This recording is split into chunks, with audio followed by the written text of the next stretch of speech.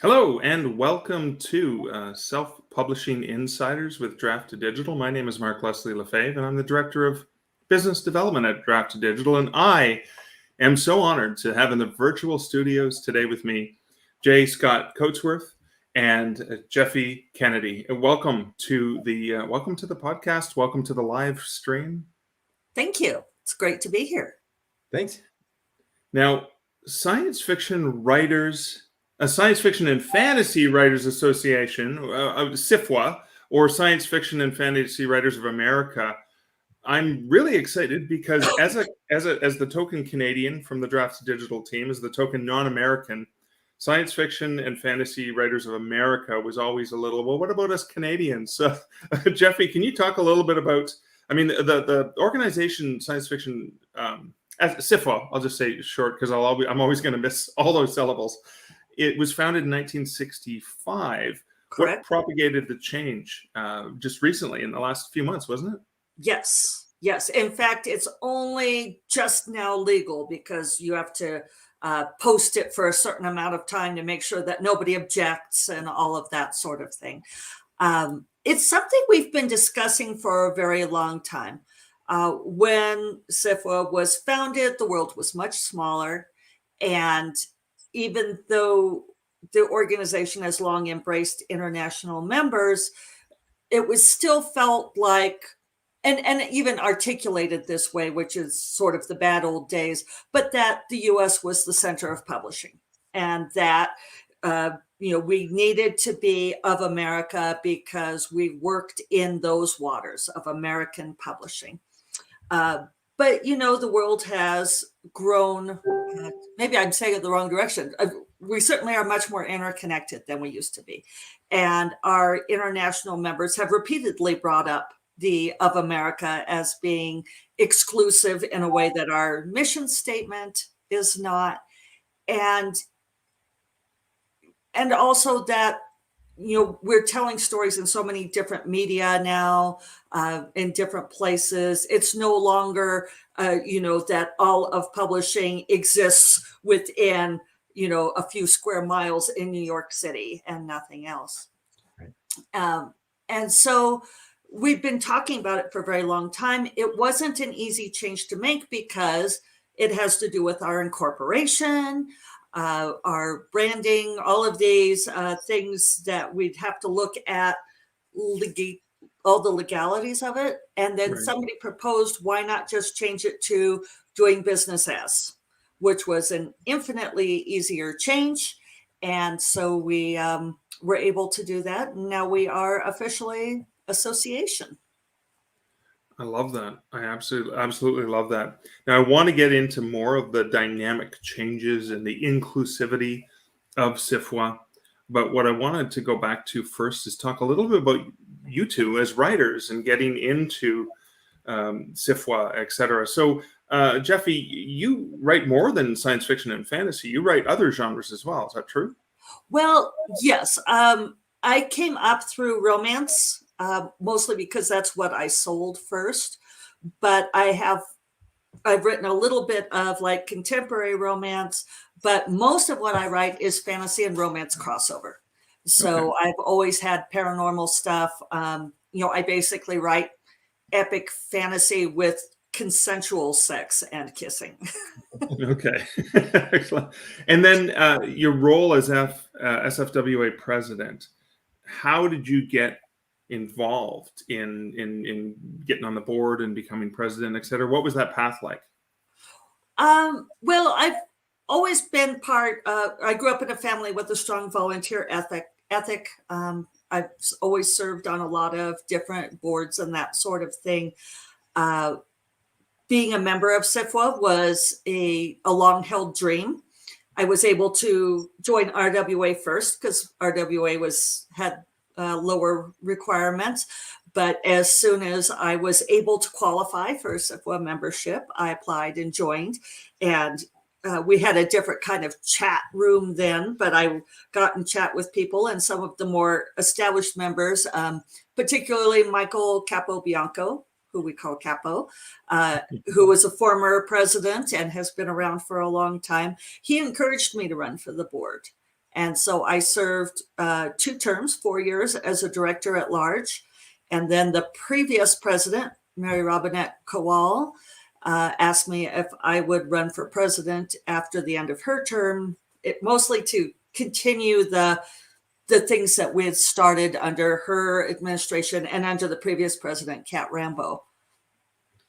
Excellent. Thank you. So how does that, because you're doing so much work for an organization and supporting other writers, how's that impacted your writing itself? Do you still have time, or is that the balance? It's like, please don't ask me that. I don't write anymore. So there's this saw, and I've heard it in other circles besides SFWA, that being president of the organization costs you a book a year, which doesn't really make a lot of sense to me, because I don't, how do you scale that for different writers? Because we know there are writers who write 6 books a year, 10 books a year. There are writers who write 1 book every 3 years. If you're Ted Chiang, you do 1 every decade. And all of those are legitimate, right? We all have our process. We all write at our own speed. And I think it's really important to acknowledge and embrace that we all have our own process. So, is it like, okay, am I going to lose 1 book out of my usual output? And I paid the bills with my writing. So it's like, I really don't want to lose it. So that's been a big focus for me, is trying to maintain my writing output, compartmentalize, so that I don't lose that to the office. It's too early to tell. I haven't been in office for a full year yet. There has been impact, but I'm hoping it won't be like the mythical book a year cost. Well, I've got my fingers crossed. Thank you.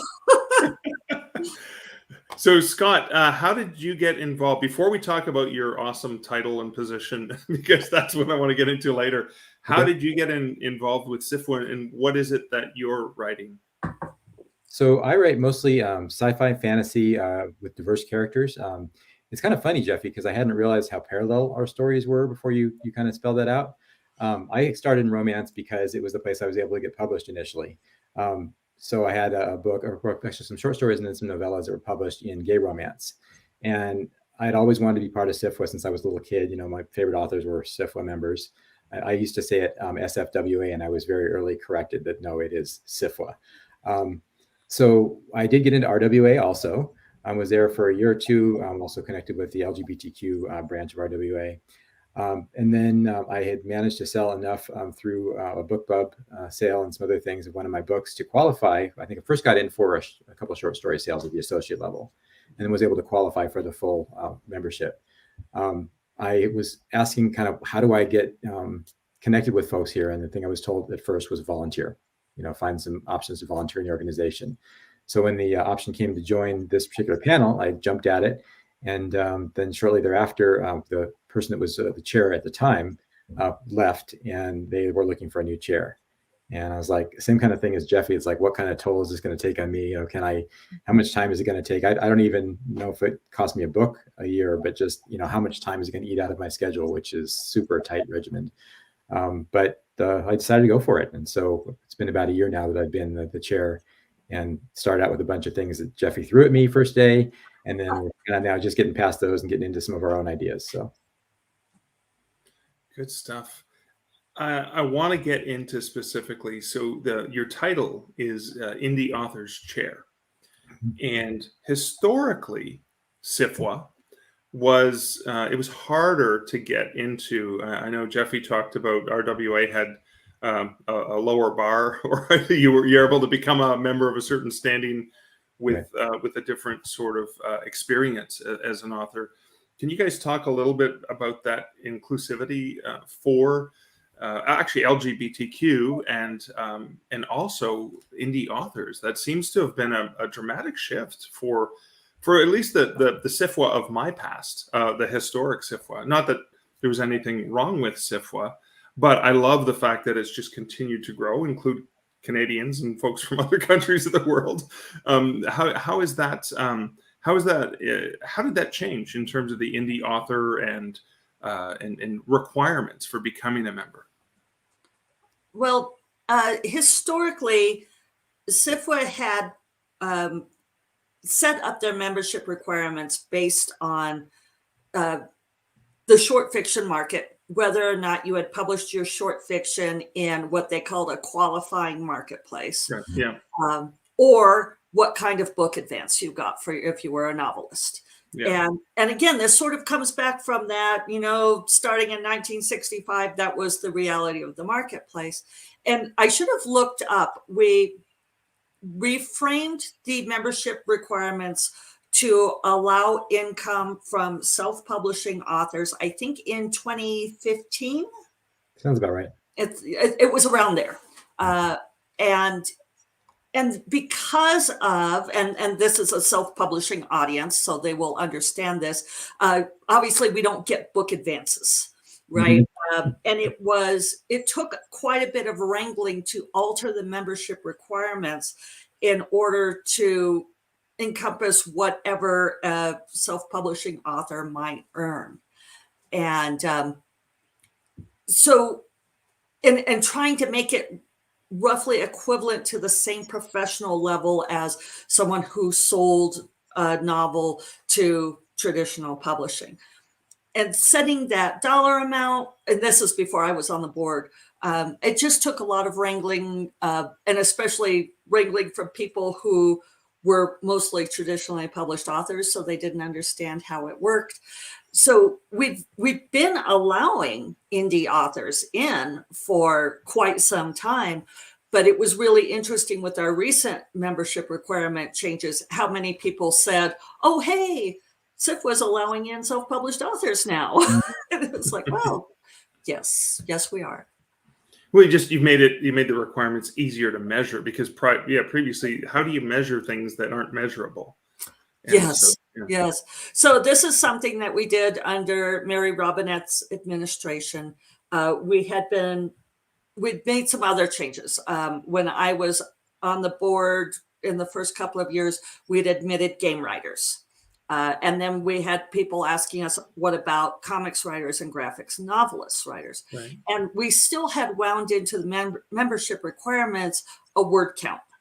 And so with game writers, we're like, how do you even figure out word count for a game writer? And we still have traditionalists saying, if it's not prose, it doesn't count.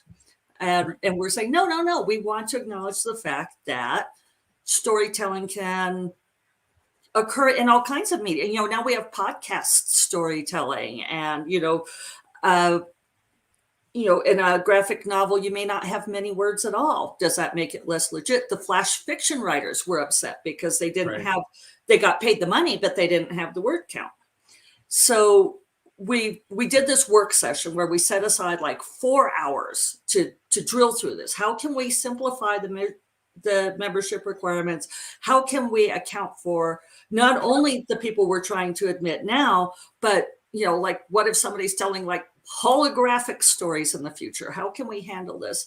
And within like the first half an hour of conversation, we hit upon catalog of work made a certain amount of money. So if you have made this much money from your catalog of work, no matter what medium you are working in, then you qualify for membership. And we were all astonished at how, dare I say, elegantly simple the solution was. Okay, great. I love that. Thank you. When I think about requirements and I think about levels, I always think about my time starting off in writing when there was no internet, when there were no ebooks, when self-publishing was a completely different thing. It's printing 5,000 copies of a book and storing them in your basements. Selling them out of the trunk of your car. Exactly, because that was the only option there. It was the short story. What constitutes a short story, like the different, and it was SFWA that was like, this is flash fiction, this is short fiction, this is novelette, novella, etc. And I believe a lot of the industry follows the standards set by SFWA, but also, even more importantly for me as a writer, trying to work my way up through the regional magazines and the smaller presses to the larger ones to what became pro rates. So the pro rates for fiction when I started were 5 cents US per word. And what are the pro rates now according to the SFWA bar? They have skyrocketed to 8 cents a word. And that was recently, because I think I remember it was a big deal when they went to 6. Yeah, it was a big deal when we went to 6, and then we were like, and we've started referring to it as minimum professional rate, because we don't want people to think that 8 cents a word is actually something you could live on. Okay. I like that. I'm seeing a few comments or questions that go to the catalog question about how it's calculated. Who should people contact, Jeffe, if they have specific questions about whether something qualifies towards a catalog of work? Yeah, I'm going to repeat the question for anyone listening in our podcast later on. So the question from .c is, catalog revenue is for all books, correct? Do direct sales, like for example, selling at fairs, Comic-Cons, conventions, do they count towards revenue on catalog? Thanks, Scott. The short answer is yes, they count. It doesn't have to be books. It can be short stories. It can be your storytelling podcast. You can put it together any way you like. So, it's if for questions, you can email office@sfwa.org. But yeah, your catalog of work, it's done by affidavit. So we are going on the honor system.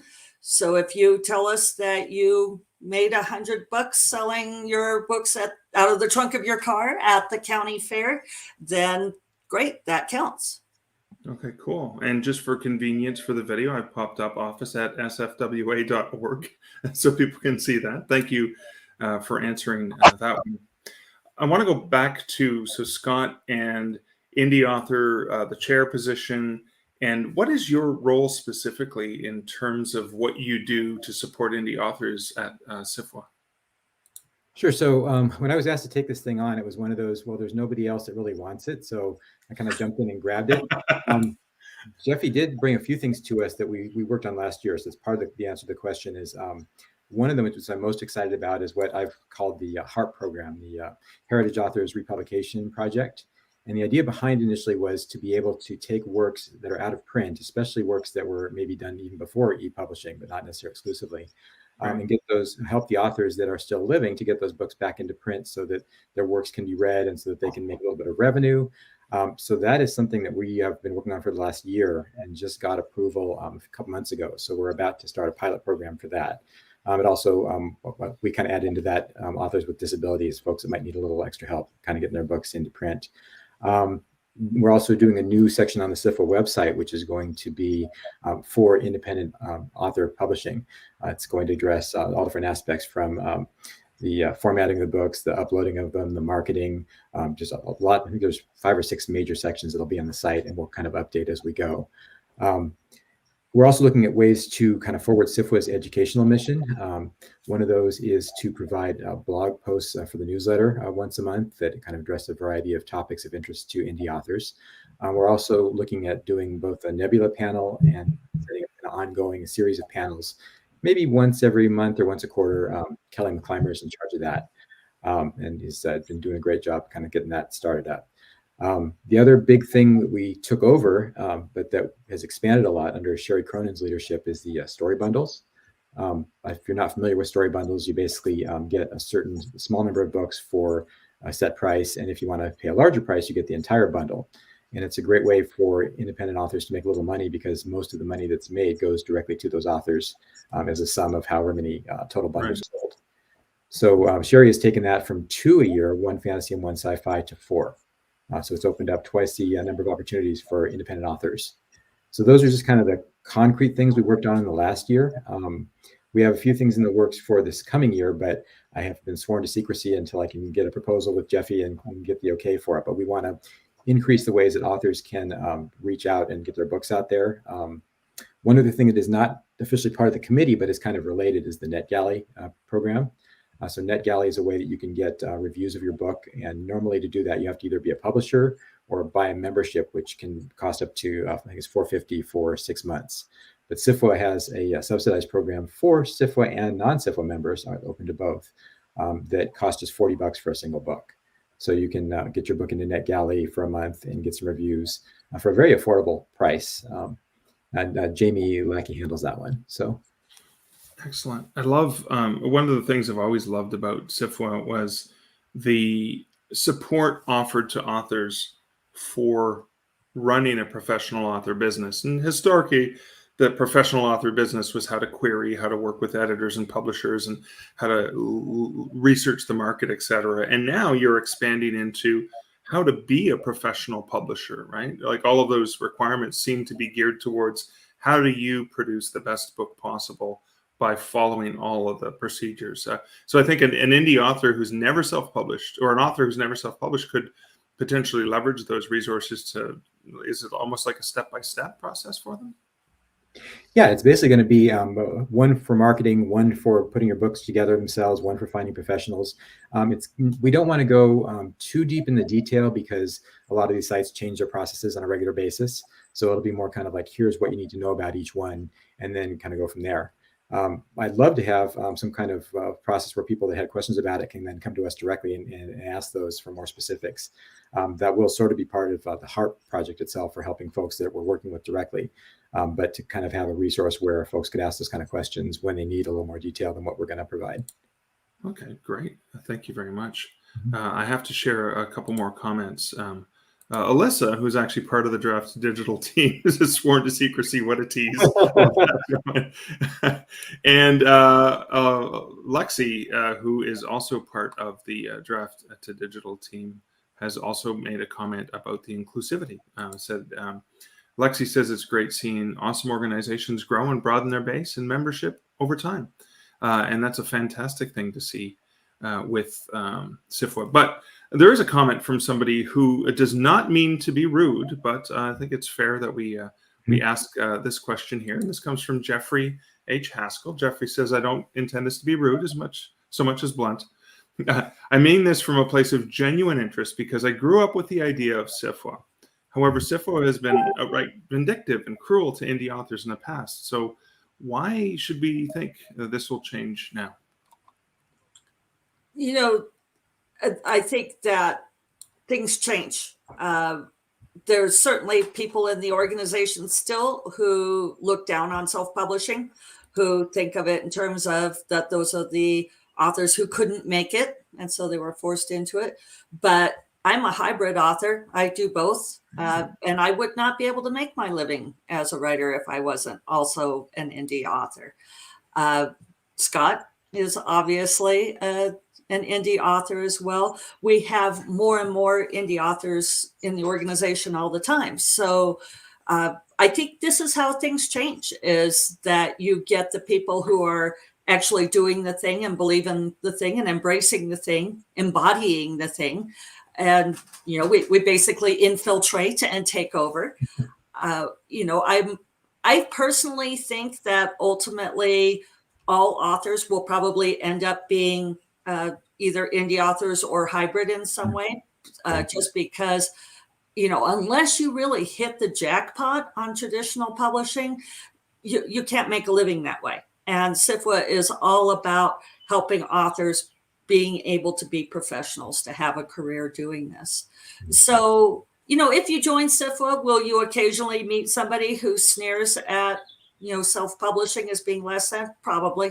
You know, you're also going to meet people who think that, you know, anything that isn't prose doesn't count as storytelling. You're going to meet people, just as anywhere in life, you're going to meet people with nasty attitudes about something or another. But overall, we think, you know, we've got a lot of really great people in the organization who think independent publishing is awesome. Right. I mean, even within the boundaries of the genres of science fiction and fantasy, there may be people who think that this subgenre is not real science fiction or not real fantasy too, right? Yeah, that's going to happen.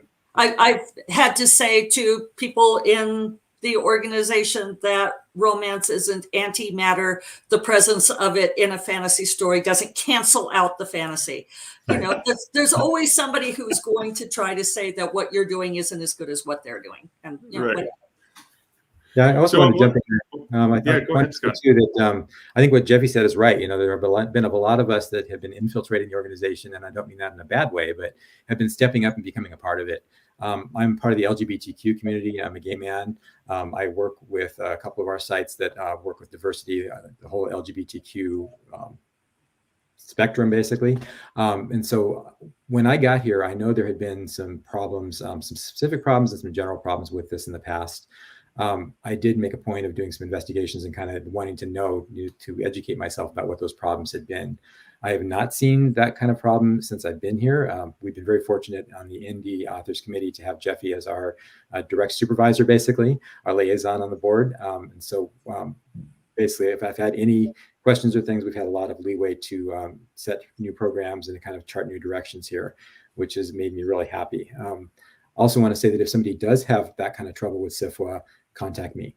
I will be glad to surface that, bring it up with my friend on the board, Jeffe, and with the rest of the board members. And the best way that we can change an organization like this is to become a part of it. So if it's something that you've questioned in the past, I think it has become a lot more friendly, both structurally and just kind of temperamentally, to indie authors. In fact, we used to be the self-publication committee when I first started. And a number of us talked that over, and self-pub has a kind of negative connotation from the days of vanity presses when, literally, if you couldn't get published, you hired a publisher to publish 1,000 books, you stuck them in the back of your car and you drove around and tried to shuck them to bookstores. So we decided to move the name as well, just as SFWA is changing its name, to change the author committee name to Independent Authors Committee or Indie Authors Committee, to kind of get away from some of that bad perception. So I think people are welcome here now, and please let me know if you ever feel that's not the case. What I love is that you guys are saying, okay, if there have been issues, things that maybe didn't work out so well in the past, we're open to talking about these things. We're open to bringing them to the surface, to putting them in the light, and actually sharing and communicating. I think that's probably what you're saying in general. So if people do have questions or worries or concerns, the best thing to do is reach out and ask, right? Yeah, I think that's absolutely right. We very much want this to be the very best organization it can be. Yes. And yeah, we're actively working all the time to be more diverse, more inclusive, to embrace all of the paths for storytelling, whatever it may be. We're all trying to do the same thing. I love that. And I love that there's multiple points of entry for getting into SFWA and getting involved. But speaking of points of entry, I want to talk specifically, and I want you to put your writer hats back on as we talk about this, is why is it important to be a member of an organization of writers who work collaboratively together? And I guess if you want to specifically get into why specifically is SFWA a good organization for writers of speculative, I'll call it speculative fiction or speculative literature, so we can be more inclusive of all of the different, poetry and stuff like that. Well, one thing that I personally have always believed in is if you are part of a profession, then one of the best things you can do to protect and defend and grow your profession is to be part of that profession's organization, member organization, because that is where we are able to try to do the work to make it possible for people to be paid what their work is worth. It's where we can have the might to band together, and we do this with other writers' organizations too. With like our Disney Must Pay campaign. Disney doesn't listen to one person. To be fair, they don't really listen to us either, but we're trying. When you're facing big corporations, and I won't name them all lest I get in trouble, but we all know who we're talking about. They are so mighty and they have such expensive lawyers that it's very difficult for one person to be heard. And so the more people that we can get together, the more leverage we have. So that's one reason. And SFWA has a lot of different tools that we use. And we also have, so we have the legal fund. We also have the emergency medical fund to help writers who are sidelined by some kind of medical problem that keeps them from writing. We have a lot of informational venues that such as the ones that Scott mentioned and others. We have the new release newsletter for people.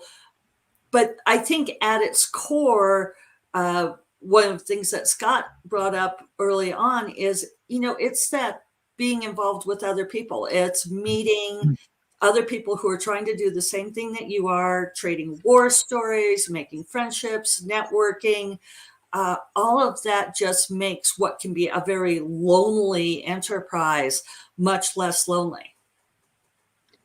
Yeah, I agree. I think there's definitely the aspirational aspect of it. There's that, what Jeffe and I mentioned, that we always want to be a part of SFWA. I mean, literally when I was a kid, I knew what SFWA was and I wanted to be in it.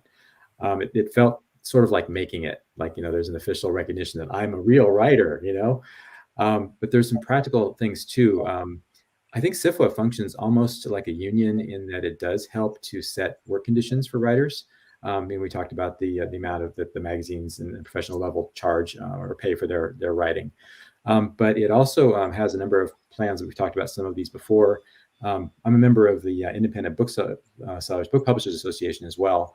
And they do much more in the way of co-op advertising and direct, you send your stuff to conventions and things. SFWA is more kind of working behind the scenes, but both organizations provide a lot of ways for authors to reach out kind of in concert with each other that you can't do on your own. And I think those are super valuable for independent authors to try to have a way to reach their audience. So for me, it's been a big boon. Plus meeting great people like Jeffe. I mean, how would I have made this relationship before without, if I wasn't part of SFWA? So it's fantastic. It sounds like it's not an either or, right? When you're a member of SFWA, it doesn't mean you're not a member of other groups and other organizations. Yeah, they can be complementary. There can be only one. No, most of us are members of multiple organizations. Yeah. Okay. So I have to comment. I'm just going to a little comment from the lady Wrights, who says that meeting other people is one of the many reasons I love the Twitch writing community. And so let's talk about SFWA. It started in 1965. There was no internet. there was print and distribution through bookstores, etc. SFWA was evolved and adapted. SFWA is, I think I tagged you guys on Twitter when I was sharing that we were about to start the live broadcast, but what platforms is SFWA involved in, and how do you manage all of these new media things as an organization? SFWA has, we do have a website and a members only side to the website, and forums, which are just not heavily used these days. And the forums contributed to problems in the past. I don't know. There's something about the forum that allows for people to post angry screeds or just screeds in general. It's not the same as having a live chat. And so we've moved through several different media over time. Now we have a SFWA Slack channel that a lot of people hang out on. And you guys are probably hearing this here first. We are moving to a Discord. We're going to abandon the Slack channel and move to a Discord. The Discord is up and running, but there's just like 5 of us on it so far as we kick the tires on it. I'm not one of those. You're not one yet. It's just a few of us. But I'm really excited for that opportunity for people to talk. We have a brilliant director of communications, Becca Gomez-Farrell, and she runs our Twitter account and our Facebook posts, and we've been moving into Instagram. Ooh. So, plus our newsletters and things like that. Excellent. Thank you. I'm going to pop up a comment. Jeffrey did say, thank you for answering my question and letting me know what to expect. And no problem. I just want to echo the fact that thanks for asking the question, Jeffrey, and thank you guys so much for answering the question, for actually taking it on. It's not easy to be criticized live, but you're demonstrating that there is open dialogue and there's moving forward and there's changing and there's growing, and that's a fantastic thing. So, as somebody who may be new to SFWA and just joined SFWA, you talked about there's the online, the members only, and things like that. Where do you recommend somebody who just joins, where do you recommend that they get started? Do you want to field that one, Scott? Yeah, sure. Well, I think the advice that was given to me was really good. There are a lot of volunteer opportunities that come up, and they can be like joining different boards and or groups in the site. We need screeners periodically for going through the story bundle stuff. There is stuff that is Nebula specific. There is always a need, I think, for volunteers for those kind of things. So they're a great way to actually meet a lot of other folks that are part of SFWA and make those connections. Because Jeff, you mentioned we all live in our little writers' caves, and so we don't get to have that kind of contact all that much. So being a volunteer, although it can take you a little outside your comfort zone, can really put you in touch with a lot of folks, and then start to make those kind of lifelong connections within the organization that will help you, especially if you want to at some point, advance up and try to be part of the board or be a committee chair like myself. So I think that's the biggest thing for me. If you can also, go to the Nebulas. It's coming up in 2 months now, Jeffe? Oh, I wish a month. A month. Oh, ooh. I've read Yeah. May 19th, or I'm sorry, 20th, 21st, 22nd. Right, okay. I'm looking forward to going to the virtual one, which is this year again because of the ongoing concerns. But hoping that next year again it's going to be face-to-face if things work out. So that's the plan. There's just something. I mean, it's the Starship Nebula thing has been like freaking awesome. You guys did an amazing job with that, putting it together. But there's something about meeting people face to face that I really miss, and I'm hoping that can come back sometime soon. And to clarify, next year we're planning to do a hybrid conference. We're to the good. best of our ability. We're going to try to have it be the same experience if you attend online as if you attend on person. And we know it's a tall order, but we're going to try to live up to our mission of being inclusive as possible, and we figure that counts. Yeah, except I won't be able to buy you a drink when you're at home, not at the bar where the conference is being. Maybe we can arrange for something where like people can call into the bar, send a message into the bar, buy such and so a drink. That'd be great. There was a con. Was it the Nebula? Or was it one of the other ones that went to where they actually had a virtual bar? Yes, oh, wow. we do have a virtual bar. And BYOB kind of thing. So bring your own bar. And we have a bartender who teaches you to make cocktails from the stuff you have at home if you want to do that. Oh, I love that. That is really awesome. I'm popping this up on the screen, SFWA.org, if you're looking to find out where the nebulas are, how you can get involved, how you can join SFWA as well. And then I wanted to pop up a question from Alyssa asks, is there a Discord link yet, or is it not ready for prime time for the public yet? It's not quite ready, but it'll be ready soon. And we'll let, it'll be for members only, but we will let the membership know when that's ready for people to join in. And I bet you find out at sfwa.org, right? Yes. Excellent. All righty. I'm assuming Gerald might have been born in 1965, saying that it was a bloody good year. And then, whoops, sorry, the lady writes, asked how would one attend the Nebula event? I guess that's. Yeah, if you go to SFWA.org, there is a link at the top menu for the Nebula conference. Registration's $150 to attend online. You get the weekend's events plus a year afterwards. You could still access. We're going to have ongoing education. There will be chat rooms. We have like a weekly writing date on Sunday afternoons. So there will be a lot of stuff going on afterwards.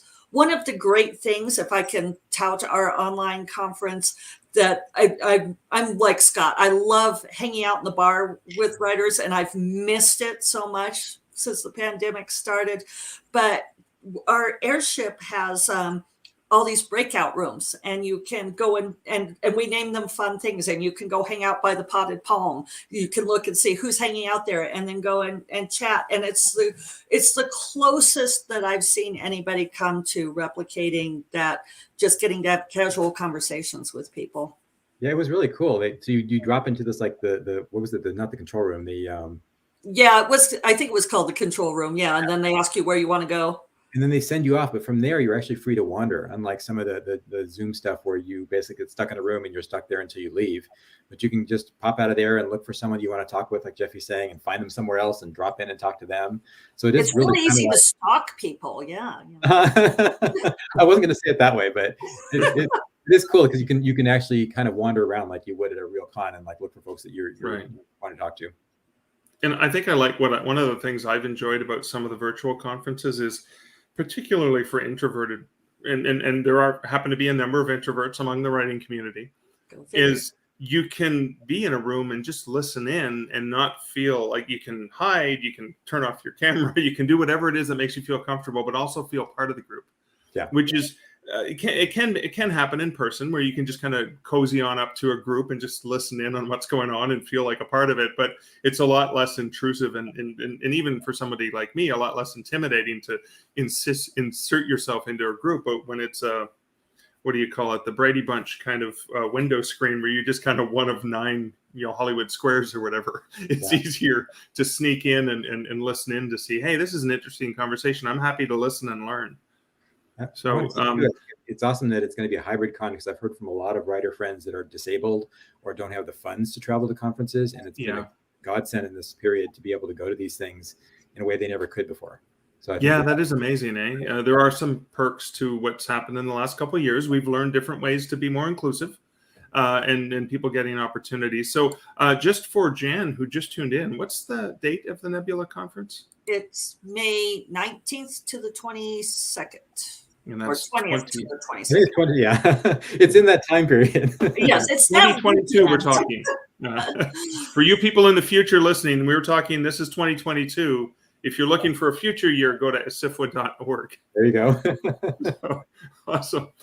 Are there questions you guys were hoping that I would ask about either yourselves or about SFWA as we were having this conversation today? I don't have any. Do you, Scott? I think you've done a pretty good job. I did want to reiterate too that one of the things that we do as an organization and as a committee is to serve as a vendor liaison. And so if folks, especially SFWA members, but we've also worked with non-SFWA members, have an issue with one of the big vendors, we can try to contact them and see if we can make some leeway for them. I had a friend who had an issue with one of the audio vendors and not being able to find her book on the site because of the way that they had their algorithm set up. And SFWA was able to help navigate that. So sometimes it's big things, sometimes it's little things, but that's one of the things that we do as an organization and as a committee. That's fantastic. It's that advocacy, right? So you are a collaborative helping support authors. So if an author has an issue with a retailer, with a vendor, with a distributor, perhaps, you guys are there to listen and talk about it and then bring that up in a very polite and respectful and professional manner with the organization. Let's say yes. Yes, but forcefully, obviously, because you're fighting for the rights of authors, and that's the key thing. But again, you're not going about it, you're not slandering and doing all kinds of things. You're coming and presenting a professional, united front on behalf of the author community, which I think is phenomenal. And I want to say thank you guys so much for all that you do to advocate for the author community in general. Well, thank you. We appreciate that. We have a lot of people working very hard to make that happen. Yeah, the great staff at SFWA, both the unpaid and the paid staff, just amazing. Awesome. So I want to thank you guys both for spending the time to do this live chat, for answering so many of the great live questions from our awesome audience, as always. If people are looking for more information about SFWA, you can go check out SFWA.org. This video, of course, will be available over on our website. You can be sure, if you don't want to miss any future events, we tend to do them on Thursdays at 1 p.m. Eastern, noon Central. Be sure to bookmark d2dlive.com. You can, of course, subscribe to us on YouTube, youtube.com/draft2digital, Facebook/draft2digital. As Kevin Tumlinson often says, just go to any social media site and slap in Draft2Digital after it, and chances are you may find us there, including over on the TikTok. We are available there, and you can always get insider tips over at d2dtips.insight, where we're going to update industry stats, sharing what's selling, particularly in the indie community. I want to thank you guys so much for representing SFWA here today and answering questions for our awesome audience. And until next time, Jeffe, Scott, thank you so much for hanging out with me today. Thanks for having us. Thank you.